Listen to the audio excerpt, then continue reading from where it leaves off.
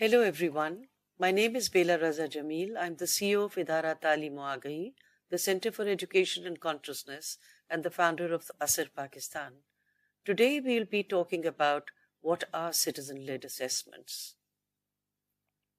The origins of the citizen-led assessment movement lie in the recognition that whilst many of the PAL network countries may have almost achieved universal primary education, but that has not translated, sadly, into learning. Many of the children schooling has not automatically been synonymous with quality learning outcomes. And this has been marred by this uncomfortable fact that many children who are going to school and often from very disadvantaged backgrounds are left far behind when it comes to learning gains. In the past, the global education data has reported on the average learning gains for all children. This has meant that the progress for the most disadvantaged children was always hidden. A better, more in-depth understanding of how various policy and program interventions affect the learning trajectories and outcomes of all children is much needed. The Sustainable Development Goals, as we all know, and especially SDG 4, set ambitious targets to ensure that all children are learning by 2030. The Agenda for Sustainable Development Goals has two central policy pillars. The first, as we all know, is a strong focus on monitoring and improving learning outcomes. The second one focuses, very importantly, on who actually is left behind, who is often hidden, who is often invisible. Over the past 10 years, the PAL assessments have tested 7.5 million children to ask the question, are our children learning, as the first step to solving the problem of poor learning outcomes. Recognizing the commitment that no target will be met for all, a particular focus is needed on children who face persistent and inherited disadvantage. All means all for the PAL network. The commitment to leaving no child behind must translate into tracking progress for the most disadvantaged groups. The citizen-led assessments provide data that really make the invisible problem of poor foundation learning visible. Citizen-led assessment data can provide an emphasis on equity, ensuring more and better data is available to track the learning outcomes of those children most likely to be left behind.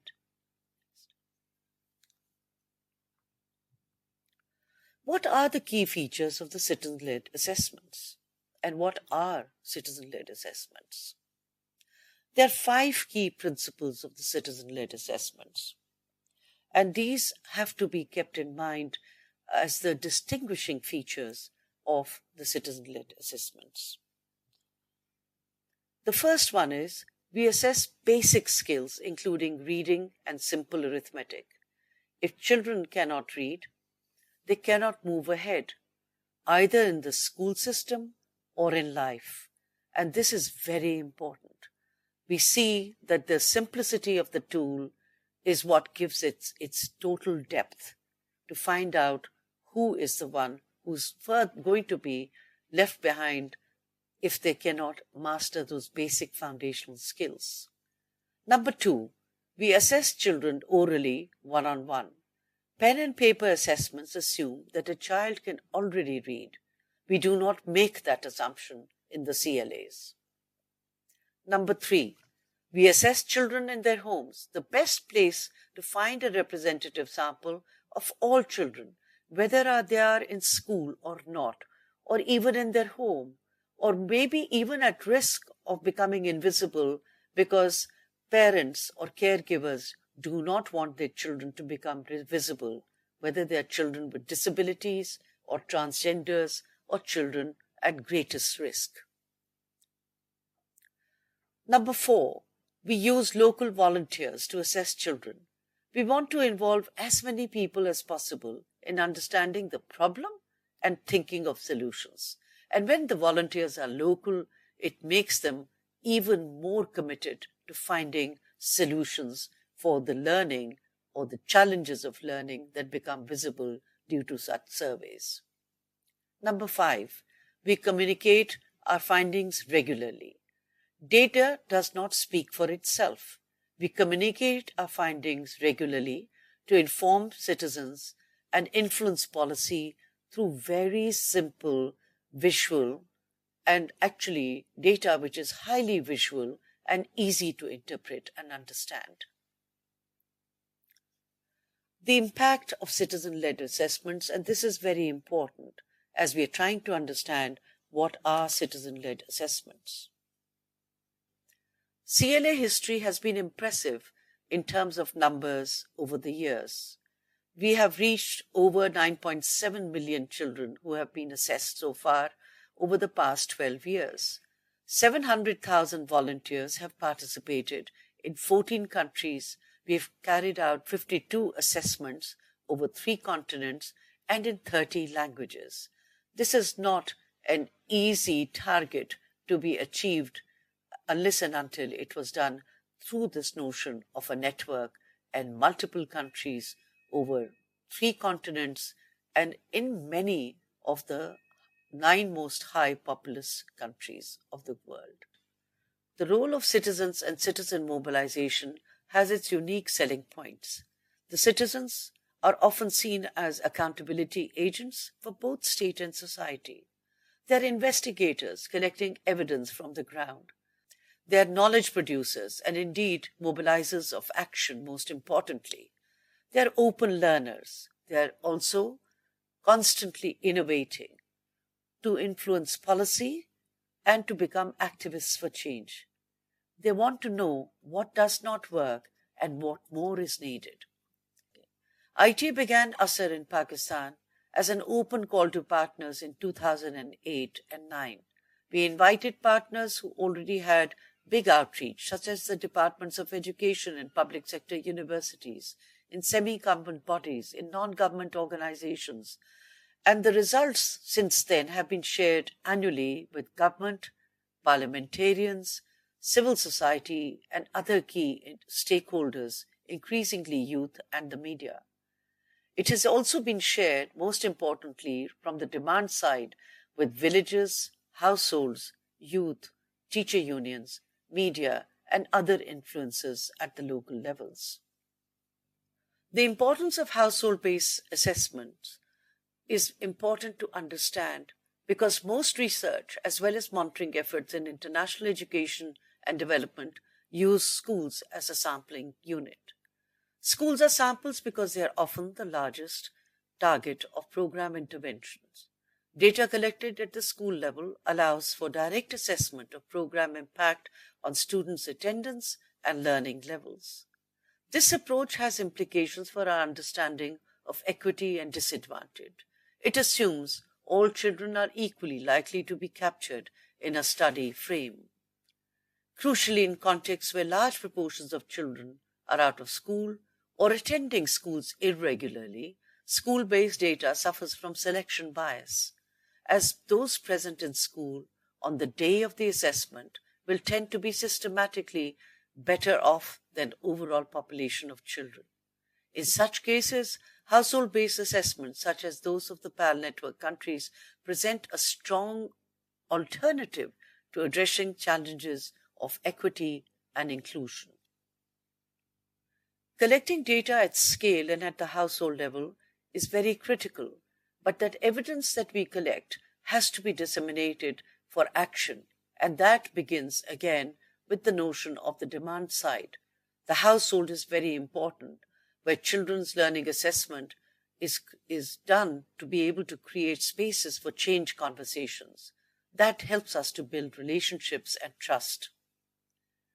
At the village level, where we organize community gatherings called baithaks or kacheris at the village level, that's where the citizens come together to tell the stories, those who collected the data and those whose homes and doors were knocked at to get the information from the children firsthand. That's where, in fact, the call for action takes place. We do this visually through posters. We do it through forming alliances, and we even do it by bringing politicians who can knock on the door to find who is in school, who's not, who's learning, and who's not. And that has a huge impact.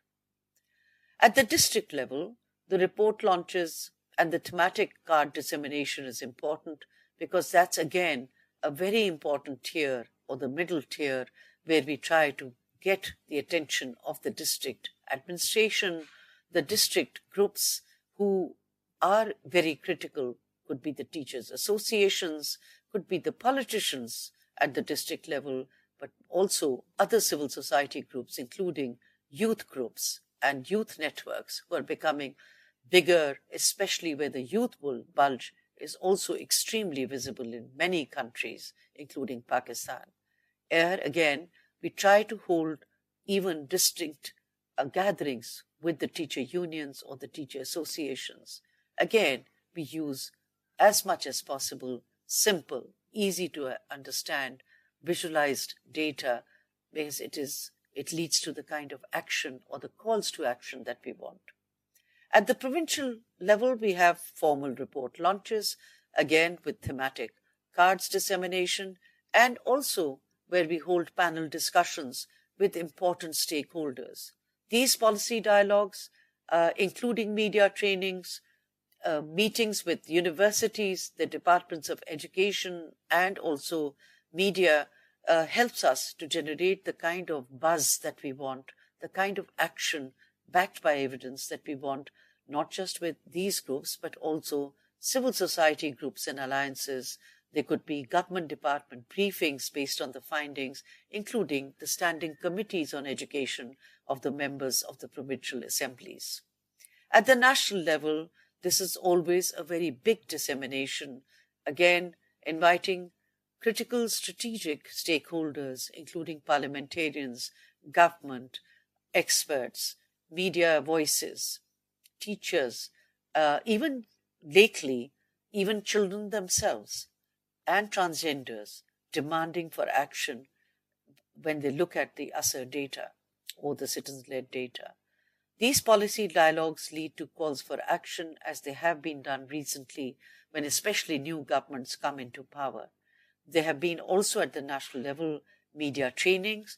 There could be coalitions for action for the learning outcomes and improved quality and equity. And we also have very specialized documentary and videos that help people understand the context where the data was gathered, the diversified landscapes, and the kind of challenges people face at multiple areas of extreme disadvantage and vulnerability due to just poverty or even due to emergencies, including natural disasters such as floods and climate change. For each of the citizen-led assessment, each country, organization comes with its own theory of change to ensure how evidence that we collect can be used for shaping policy. We mobilize, as I mentioned earlier, partners and volunteers and students for evidence on foundational learning and numeracy. The theory of change is important to see how we use the evidence for shaping policy and actions. We mobilize partners, volunteers, and students, as I mentioned before, to collect the evidence on foundational learning and numeracy from the students, the children themselves. We then have the task to amplify the findings. We ensure that we can equip communities from the demand side to understand how to communicate the findings and to voice the demands to take action. We advocate from the supply end with government, policymakers, and service providers so that at least they can ensure that equity and quality are well catered for and that we can see actions for change. The political constituency is yet another innovation to go back to the constituency, as we will go this year when a new government has come in, to see whether we can do this time a baseline, midline, and endline from 24, 26, and 28 to see what was happening as far as children were concerned in terms of their foundational learning. Was that happening in that political constituency? Did that political leader live up to the promises made in the manifestos or not? And that can be very powerful and very bold for those politicians who will commit to ensuring that we can have a longitudinal study of political constituencies.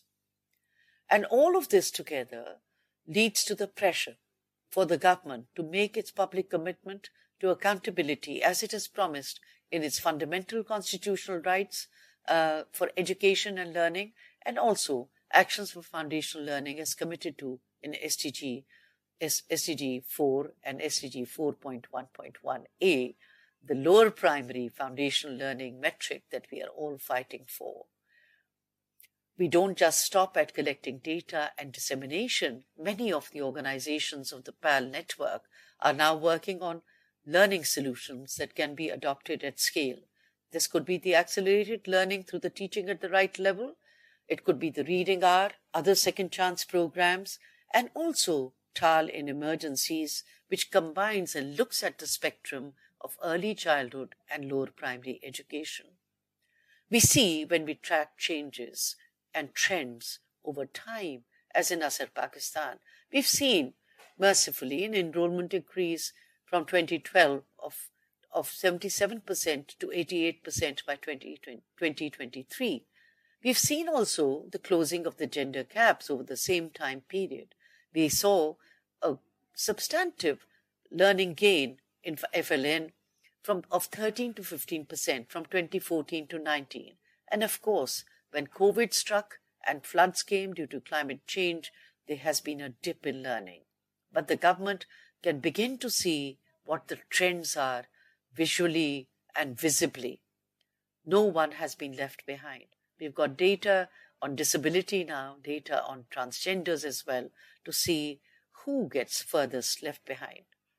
The government also has committed now to coming up with a one national foundational learning measure, which is very important because then this will be reported by the entire country to help in generating more evidence for the SDG metric 4.1.1a, which currently needs many more countries to report.